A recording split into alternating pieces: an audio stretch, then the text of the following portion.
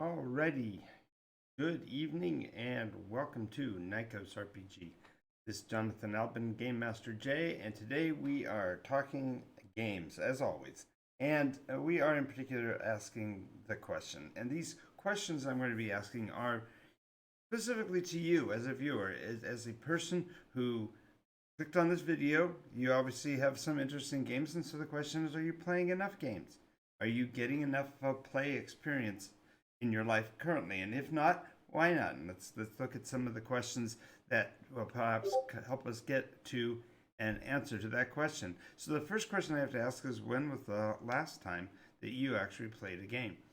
Now, when I am speaking here of a game, I'm asking in general about games that are generally played in a tabletop environment, usually with other physical people present. I know it sounds silly to speak this way, but with the modern technology and the modern health conditions that people tend to have, it seems like so few times do we actually get a chance to be face to face at a table. So the question I have is, when was the last time? Was it yesterday? Was it a month ago? A year ago? When was it? Because if you have to think about it to remember the last time, it's been too long.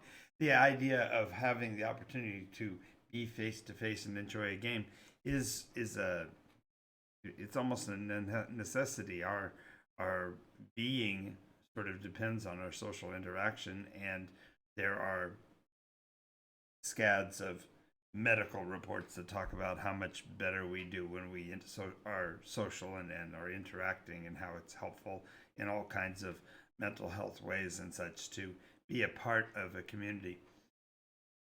The next question is, what kind of games do you like to play?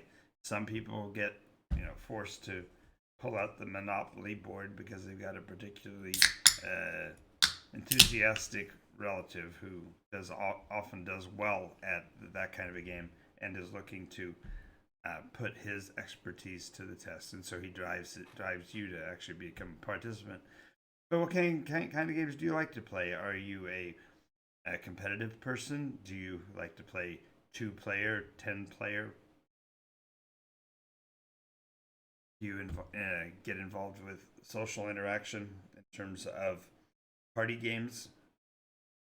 Maybe your thing is just a 2-player game like chess or checkers, and that each one of us has our own way of communicating and connecting. But the question I'm just asking is, what kind of games do you prefer?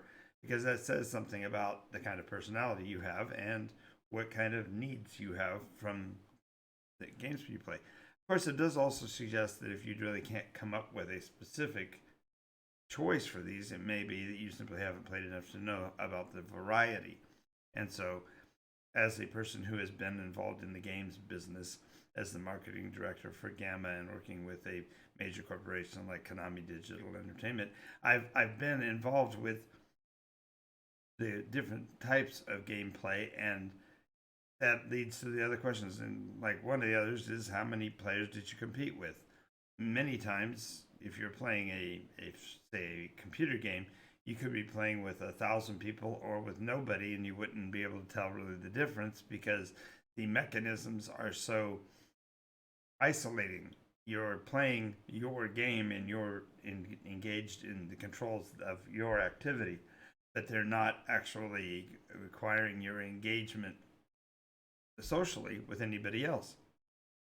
Maybe that's what you prefer. Maybe you strive to find ways to connect. In a role play environment, there are so many varieties of players that it's often difficult to find players that match the way you like to play. And so it's important to kind of have an idea of how many other people are in the competition with you, so that you can get a feel for what they might find interesting. Another thing to consider is, when you play, whichever games you prefer, are there games that you actually keep score in? Are there ways to determine how many victories you get in other than role play games? there is almost always a way to keep score, either the number of moves, the uh, longest road, for example, or the most green blocks, or whatever.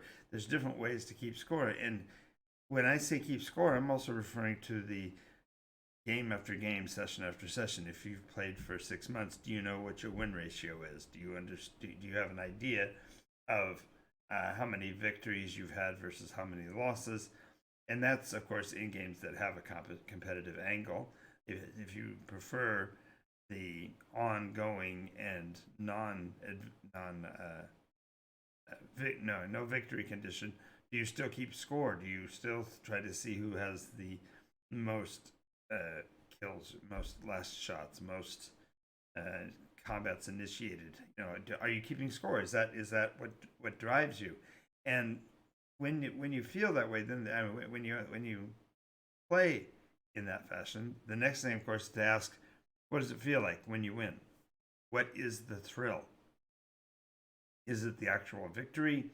Is it the one-upmanship of the competition? Is it the getting one over on someone else? What is it that causes that feeling? Because when you get an idea of what it is that drives you in a game, then you have to look at what it might be that you're getting from it, because that then will tell you maybe you should be playing a shorter game. Maybe you should be picking on games that are longer in term and perhaps shallower in concept. Do you feel overwhelmed? Do you feel excited? The next question, of course, is then, did you get any kind of experience as a player and as a person from your game? Or is it teaching you anything? Are you learning how to advance? Are you learning what kind of things drive your successes? Are you picking up proficiencies and skills within the game as a player? Or is it just, again, a checkbox for engagement and there's nothing that you derive from it? From these kind of things, you can start to build an idea of what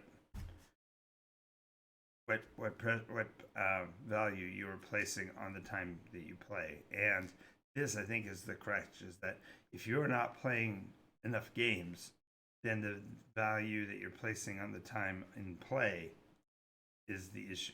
You're not understanding or appreciating what play feels like. You're not grabbing and then holding on to it.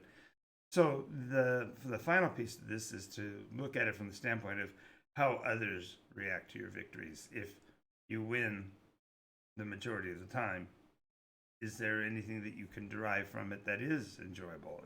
Is the victory a true high, or is it simply, again, a checkbox and you've kind of lost the feeling for the play? All these things kind of lead us to my next point, and that is, there are reasons that we need to play more.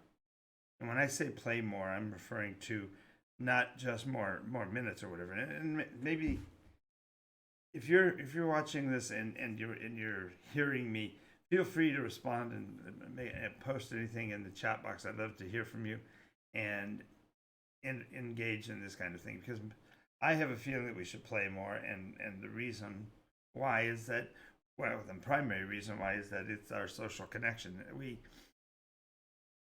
When we were younger, when we were kids, play was the mechanism. You simply would go find other people and talk to them and say, what would you like to do for fun? What do you want to play?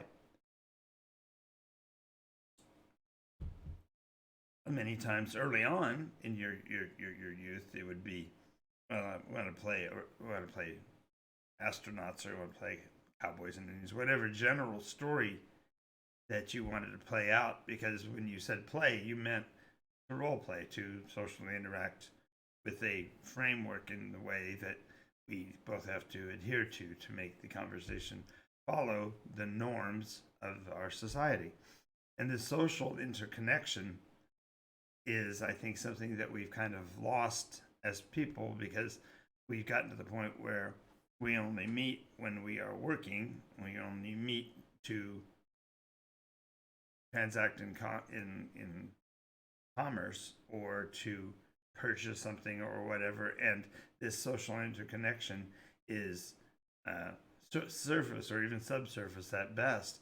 We don't actually interconnect. And so having something that we can share as a fun or enjoyable experience brings us together. I think it's fascinating. One of the things that I did when I was young, in terms of the dating scene or whatever, was to go to video arcades or miniature golf or bowling or whatever.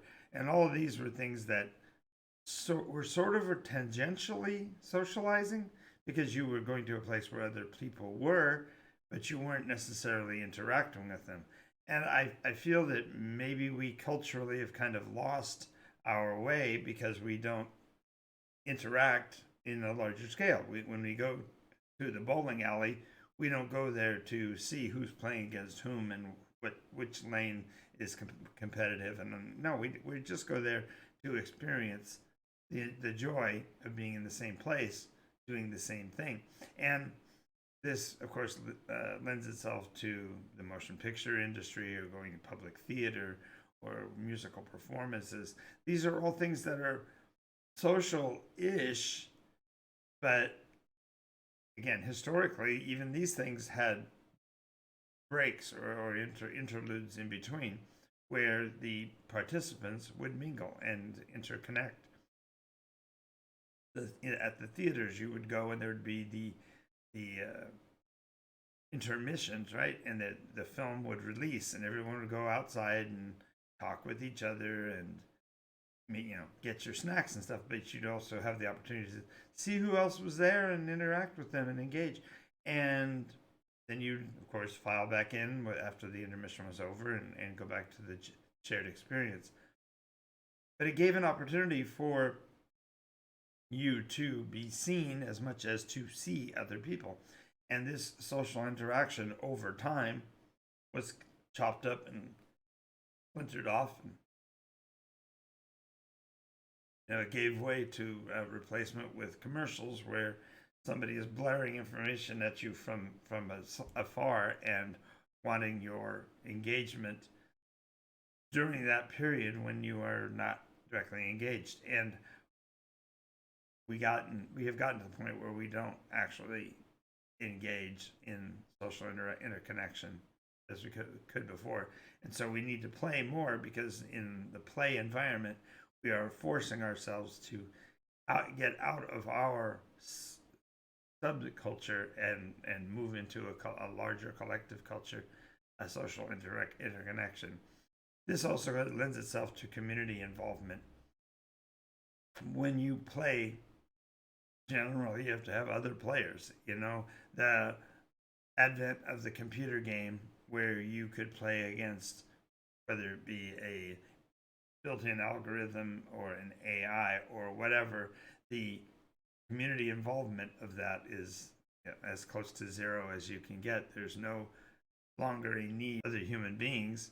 And so playing games, board games, and miniatures games, and even role-play games like theater of the mind and such, do almost demand some form of community involvement. You need to be a part of a group to engage in it. Hey, Strigley, thanks for contacting, jumping in. Yay! I'm glad you like the format. And definitely playing against Strigley. That's Strigley speaking. That's a fun thing to do. But this community involvement is broader than just being in the same place and doing the same thing. It's a matter of actually engaging in a mission or a story. Role-play games, of course, are a really great obvious one, but even some of the crunchier board games capture this, from games like Viticulture, where you're raising grapevines and bottling wine to fresco, where you are working on the great paintings of history or whatever. These games allow us to then interact and engage and talk about the very subject of the game, which broadens our horizons in our own understanding and our interaction. And if a game's got enough of a dynamic to it, it actually causes a community action. In many of my groups, I end up with one or two or three people who are artists or painters or cartoonists who generate their own creativity in support of the community involvement, the community of the game. They provide character portraits for the other members of their playing group and that kind of thing. But this also is associated with something else I think is really dynamic, is that interaction, a personal step, face-to-face interaction, causes the individuals to be challenged. Their convention, their concept, their message changes when they are competing. And as those of you that have watched my videos have noted, I sometimes come off sounding rather professorial and forth-telling and presenting from a back seat and how things should change and you should and blah blah blah. I'm very, very stridently trying to change that, because I believe that iron sharpens iron, and we need to learn from our mistakes and figure out new ways to accomplish things. And this concept means that we're going to engage, we're going to share in the community involvement of it, but we're going to make it better. We're going to improve it all the time. Earlier in the last slide, we were talking about competition and whether or not you felt the glory, the joy of victory and the agony of defeat when you participated. And that's because competition, going head to head, is healthy. It's how we are like our animal brethren, so to speak. The animals of the world live only in the competitive state, and so it's from which we stem, perhaps in some ways.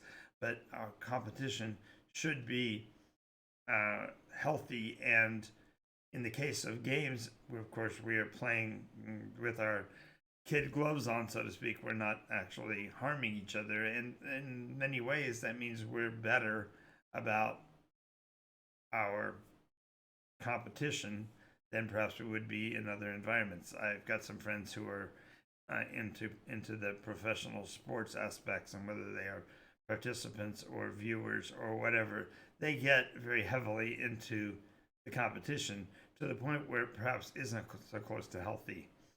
I'm reminded a few years ago about the incident at the Los Angeles Dodgers diamond where people got so upset with each other that somebody died. They actually fought in the parking lot because they were so stridently supportive of their team or whatever. And when I talk about healthy competition, that ain't it. Competition is healthy when your mind is stretched, your concepts are challenged, even your narrative is more clearly defined. But in doing so, you have to learn that it's about your own experience. I know that my personal difficulties with Bell's palsy has caused me to have to internalize my consequences of doing speeches and doing presentations, because my outer perception to you, the viewer, my image has been negatively affected by it, only in my mind. Because if you're a viewer and you are having difficulty with my speech pattern, no one's ever said anything, and of course maybe that's just because I have so few viewers right now. But the internalizing consequences is literally, what is it we're doing that is causing our actions to not have the expected response. I certainly want more viewers. I would love to have another person or 1,000 people jumping on and talking with me and having conversations on the side in the chat that had nothing to do with me, because then I'm at least perceptually having an effect.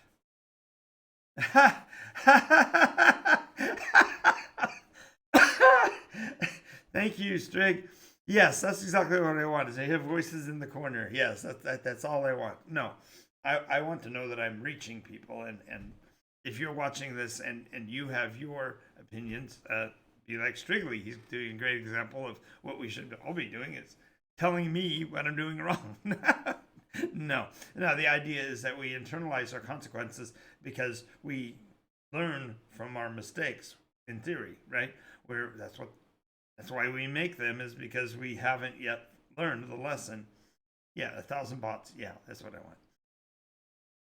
That's still too funny. But really, why we need to play more is that we need to have more shared experiences.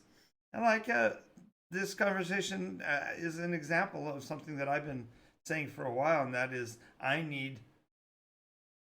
I've always needed more competition. I want more interaction and more shared experiences, because the more we are together, the more we share information, the more we get to know each other.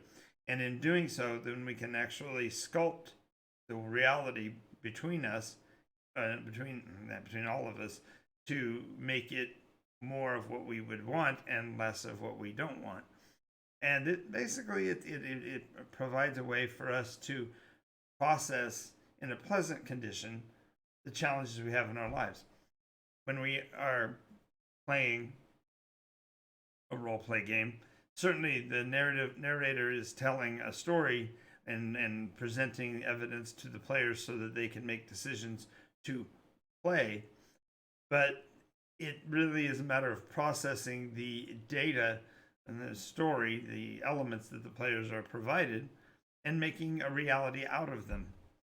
It's a form, I guess you would say, of cultural integration, because we're taking a variety of viewpoints and positions and kind of molding them to come up with a more complete image of the world around it. And I think it's also a matter of acknowledgement. When we play games, we are getting feedback that we are alive, that we are valid, if you will, that we are understood and we are part of the scene. And that acknowledgement gives us more internal power, if you will, to invoke our will on the world. And certainly it measures our relative knowledge of strategy and tactics in board games or other tabletop competitive environments, perhaps more so than in an RPG. But an understanding of how we view the world is really useful for us as participants to test what we know and verify that what we're saying has merit. With these ideas of why we should play more, I want to again offer to you guys the opportunity to play. We do have a new Saturday game for the Twitch channel that is 9 a.m. till noon on Saturdays. That's Pacific Coast time, because I'm from California. 10, yeah. So I've never surfed in my life, so that was disingenuous of me. But the point is that there are more and more opportunities in this world to be playful, and we really should engage in it, because play is really at its core how we connected as human beings from our youth and from a young nature of our culture, whatever. Yes, you search food. Very, very funny. Alrighty.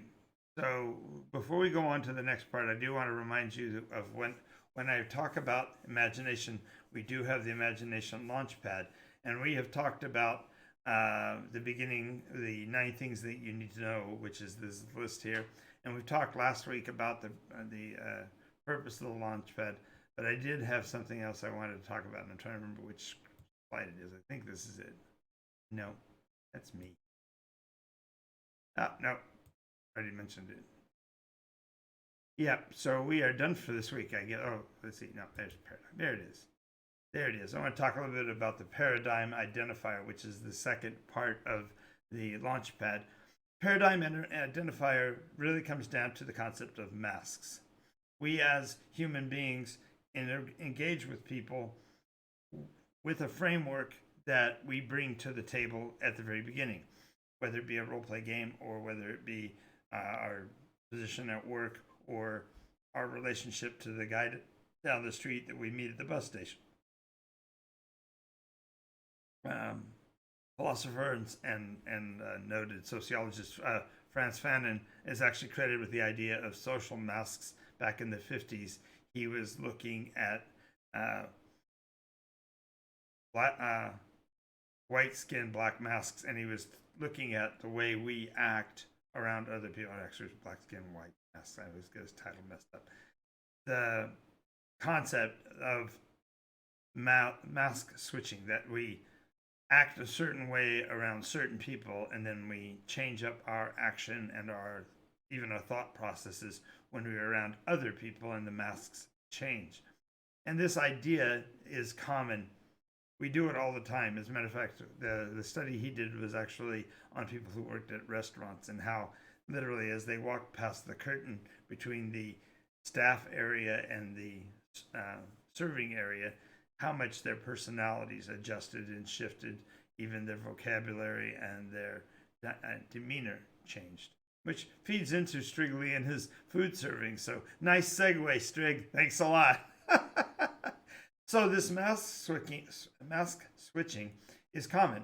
And when role-play games first were created, if you will, they were really exploring that portion, that what do we do when we think like someone else, when we become another persona, when we step into the character, how does that cause changes in the way we react, and do we have a completely different paradigm, right? We all do it. As a matter of fact, arguably those persons who have NPDD or whatever, and they deal with the multiple personalities, often it's because they're gate switching, their mask switching elements are offline or uncoordinated, or they don't work the same way that others do. And the idea here is that mask switching, it's so common in social settings and in our work environments that it becomes enjoyable to change it up. Now, the challenge really with it in terms of role play is to actually remember to change your perspective as well as your actions when you switch your identity. And modern roleplay games aren't as focused on this, perhaps, as older ones. As a matter of fact, many times they are played by persons who don't code switch. They don't change to a different mask. Instead, they simply take on the attributes of a persona and therefore act like themselves acting. And I'm guilty of this. Some of you who are fortunate enough to have seen my sort of on-screen meltdown before I deleted it, there was a point in time where I was trying to come out from behind the mask and trying to be me, and it came off as almost like a manic attack, because I was just so passionate about what I was talking about, and I wasn't thinking about the audience and what the perception might be. And if we don't change our paradigm, we don't change our position of focus when we switch our personality to match the persona, we actually don't allow it to adjust or affect our decision making, and it really, in terms of regular mask use, would. If you want to think of it this way, when I say that, I'm referring to, if you are, let's say, I'm a relatively tall person at 5'8", and not by no means, I'm not a basketball player size or anything like that, but at 5'8", I have a certain perspective. So when I play a persona who is a peck or a midge, and in the small person category, 3 feet tall or less, my perspective, my visual perspective obviously changes, but then so should, in at least some fashions, my optics on the world, my perception of the world would change as well, because it's going to take me longer to travel from point A to point B. I'm going to take more steps. It's going to be a bigger adaptation of my personality. And maybe there are things that happen in a perspective that lend themselves to a completely different viewpoint. Not only that, but if I'm playing of a culture from a fantasy environment, I have to understand that fantasy culture so that I can take on those paradigm shifts when I do so. And these are not things that are addressed in most game environments. Most game environments are just skins. And as a matter of fact, I've run into situations where players have referred to themselves and other persons who are playing their characters as toons. And it really bugged me the first time I heard it, because it dawned on me that the person playing in the game wasn't actually internalizing the paradigm shift. They weren't accepting the mask. Instead, they were themselves in the skin of another. And that detracts greatly from the shared experience, because that person's speech pattern, that person's demeanor, their tendency towards danger, their willingness to take risks. These are all things that harm the role play facade. The very stage that we play upon is harmed by this. And it's partially because the person's not making a mask change, but it's also a result of there not being a true meeting of the minds when it comes to the narrative, because that person or those players that are viewing that interchange are not getting the shared experience, because combined with the perspective is their visualization. And when a player is yelling Leroy Jenkins and screaming into a combat, number one, the term Leroy Jenkins only means something in a certain category of players, and it means nothing to anybody else, and therefore in context of the world literally is a sign of insanity for that persona. But therefore it destroys the ambiance that the collective had built in creating this scene. And so we have to realize how effective perspective is in affecting our fictional experience. And this leads to what I consider to be a level of comprehension that changes the way you play. And that is the comprehension about your perspective and visualization and visual cues to others and awareness of the environment and the ambiance of the scene all lend themselves to an increase in play experience, because you are able to go deeper into the scene and realize that we need to slip into that perspective instead of our tendency to slip back into our own perspective is really critical. If you're going to be playing as a persona in a world, you have to think like that persona and act accordingly and interact with awareness of where you are and who you are, because when you take on that role, you are expected to be wearing that mask and fitting that. And that leads to, actually, from a player standpoint, a greater concentration and discipline, not only from the individual, but for the group as a whole, because when everybody does it, and everybody is within the shared experience, and they're all gleaning the joy of this created exchange, it really assists them all in getting better. Now, I talked to someone the other day on one of the conversations we were talking about aphasia and how some people simply can't visualize. And my response to that is, while that may be true to a certain extent, there are many ways that a rational mind can collectively agree to the position and the conditions of the scene. And by doing so, even if they aren't able to visualize, they do get a perspective on where other people are. And even if it's not a visual dimension, their experience, even as an aphasic person and they don't actually see it, they can interact with the world that is being created, and for both they themselves and the other players, they're adding to this deepened play experience. We need to remember, though, that the perspectives, of course, are just lenses.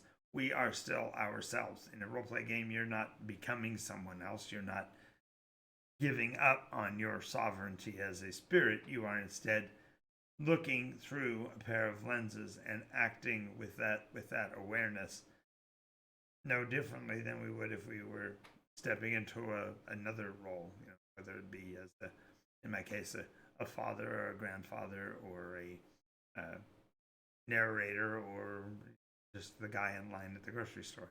These perspectives that we change into are lenses that allow us to see the world and help us to assist with our keeping up of the roles, but it's not necessarily a fixed reality.